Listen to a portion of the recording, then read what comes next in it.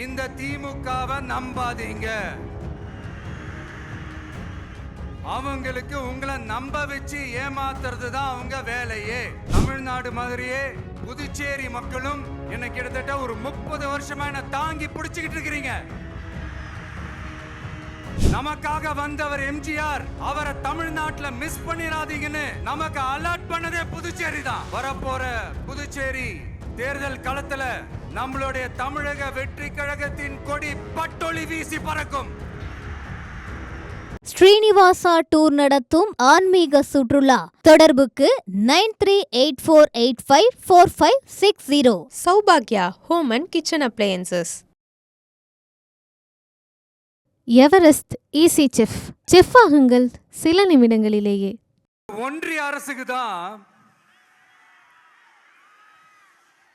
தமிழ்நாடு ஒரு தனி மாநிலம், புதுச்சேரி ஒரு தனி யூனியன் பிரதேசம். அவங்களுக்கு தான் தமிழ்நாடு தனி, புதுச்சேரி தனி, இப்படிலாம் இருப்பாங்க. ஆனா நமக்கெல்லாம் அப்படி கிடையாதுங்க. நாமெல்லாம் வேறு வேறு கிடையாது. நாம் எல்லாரும் ஒண்ணுதான்.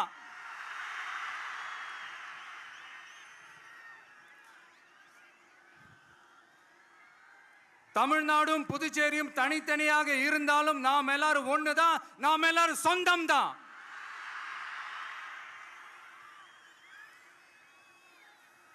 வேற வேற வீட்டுல, வேற வேற ஊர்ல, வேற நாட்டுல, வேற ஸ்டேட்ல இருக்கிறதுனால நாம் எல்லாரும் சொந்தங்கள் இல்லைன்னு ஆயிட முடியுமா? அது எப்படி முடியும்? இப்ப பாத்தீங்களா, ஒருத்தருக்கு ஒருத்தர் பார்த்துக்கும் போது அந்த பாச உணர்வு, அதுதாங்க. அது மட்டும்தான். அது இருந்துட்டாலே போதும், வேற எதுவுமே தேவையில்லை.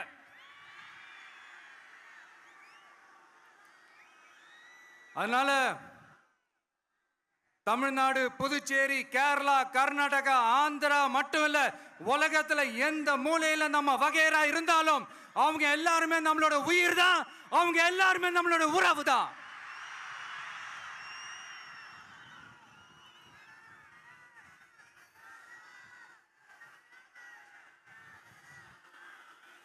புதுச்சேரினாலே உடனே ஞாபகத்துக்கு வர்றது மணக்குள விநாயகர், அரவிந்தர் ஆசிரமம், வில்லியனூர் மாதான் சொல்லி இவங்க எல்லாரும் ஞாபகத்தில் வருவாங்க. அது மட்டும் இல்ல, மகாகவி பாரதியார் அவர்கள் இருந்த மண், பாவேந்தர் பாரதிதாசன் அவர்கள் பிறந்த மண். அது மாதிரி இன்னும் சிறப்புகளை அடுக்கிக்கிட்டே போலாம். ஆனா அரசியல்னு வந்துட்டா ஒரு முக்கியமான விஷயத்தை பத்தி நம்ம சொல்லியே ஆகணும். 1977ல புரட்சி தலைவர் எம்ஜிஆர் அவர்கள் தமிழ்நாட்டில் ஆட்சி அமைச்சாங்க. ஆனா அதுக்கு முன்னாடியே 1974லயே இங்க புதுச்சேரியில அவங்களோட ஆட்சி அமைஞ்சது.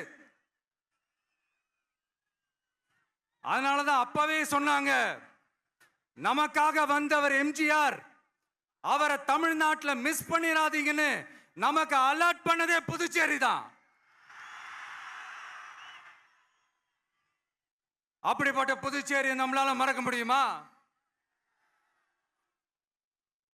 அது மட்டும் இல்ல, இங்க இருக்கிற மக்கள் தமிழ்நாடு மாதிரியே புதுச்சேரி மக்களும் என்ன கிட்டத்தட்ட ஒரு 30 வருஷமா என்ன தாங்கி பிடிச்சுக்கிட்டு இருக்கிறீங்க.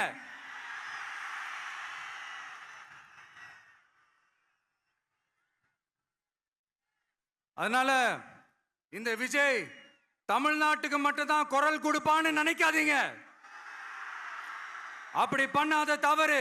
புதுச்சேரி மக்களுக்கும் சேர்த்து தான் குரல் கொடுப்பான். அது என்னுடைய கடமையும் கூட. அதனாலதான் இங்க நீங்க ஃபேஸ் பண்ற பிரச்சனைகளை பத்தி இன்னைக்கு நான் பேசுறதுக்காக வந்திருக்கிறேன். அது மட்டும் இல்ல, இந்த புதுச்சேரி கவர்மெண்ட்டை பத்தி நாம சொல்லியே ஆகணும். இது டெஃபினட்டா தமிழ்நாட்டில் இருக்கிற மாதிரி நம்ம திமுக கவர்மெண்ட் மாதிரி கிடையவே கிடையாது. ஏன்னா வேற ஒரு அரசியல் கட்சி நடத்துற நிகழ்ச்சியாகவே இருந்தாலும் அந்த நிகழ்ச்சிக்கு தன்னெழுச்சியா வர நம்ம மக்களுக்கு பாதுகாப்பு கொடுத்து பாரபட்சமே காட்டாம இந்த கவர்மெண்ட் நடந்துகிட்டு இருக்கிறாங்க. அப்படிப்பட்ட இந்த புதுச்சேரி கவர்மெண்ட்டுக்கும் நம்ம புதுச்சேரி சிஎம் சார் அவர்களுக்கும் இந்த நேரத்தில் என்னுடைய மனப்பூர்வமான நன்றிகளை தெரிவிச்சுக்கிறேன். இத பார்த்தாவது தமிழ்நாட்டில் இருக்கிற அந்த திமுக கவர்மெண்ட் கத்துக்கிட்டா நல்லா இருக்கும்.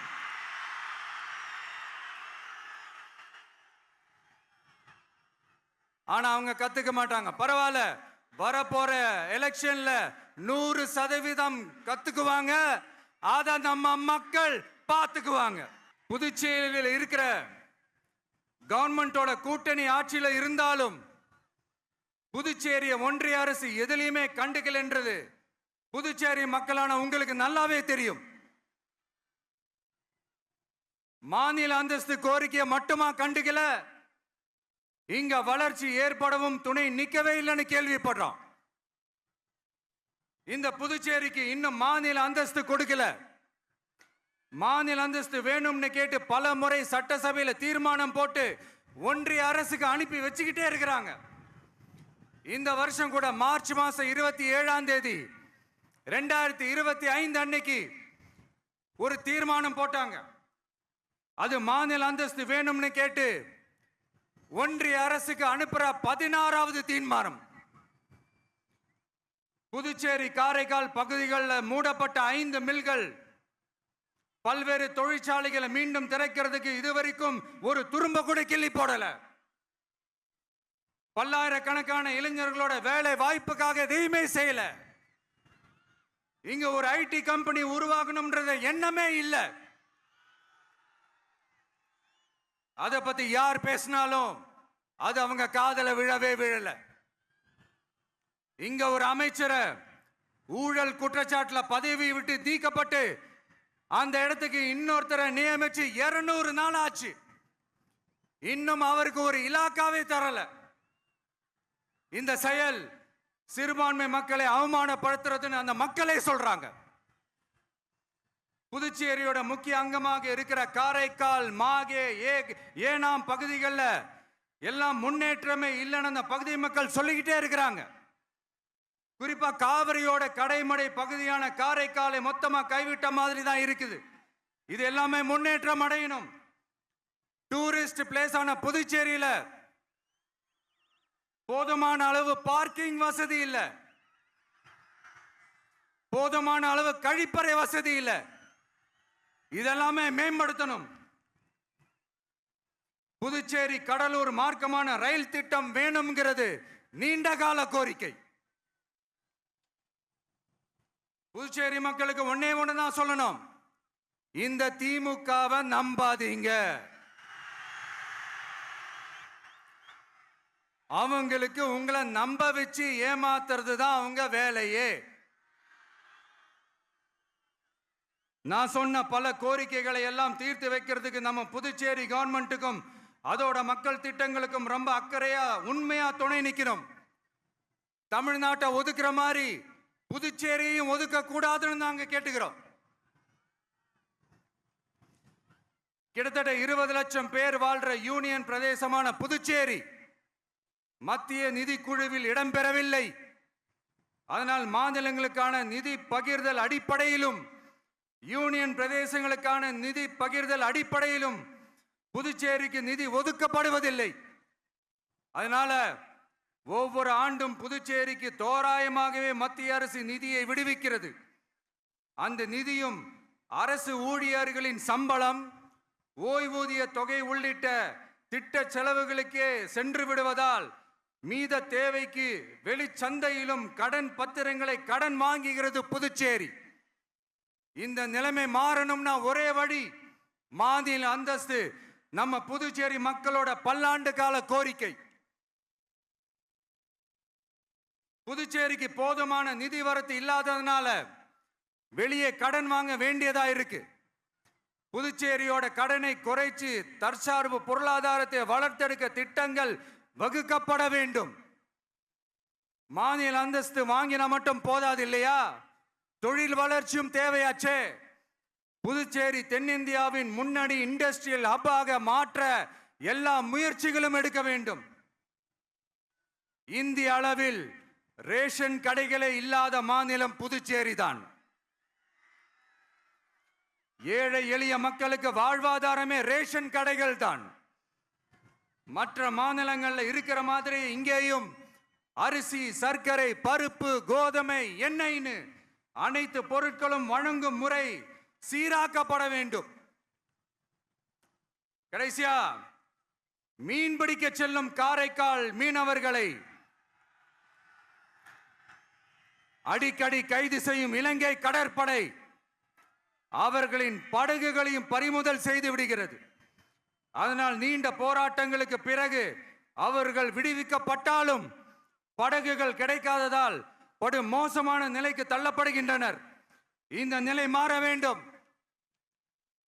நான் மறுபடியும் சொல்றேன், இந்த விஜய் புதுச்சேரி மக்களுக்காகவும் எப்பவும் துணை நிற்பான்.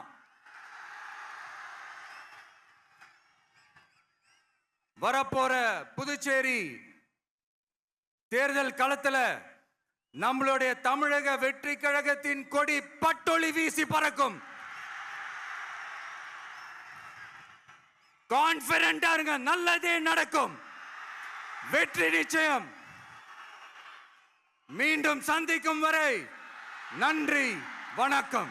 ஸ்ரீனிவாசா டூர் நடத்தும் ஆன்மீக சுற்றுலா. தொடர்புக்கு 9384854560. சௌபாக்யா home and kitchen appliances. Everest easy chef. Chef ஆகுங்கள் சில நிமிடங்களிலேயே.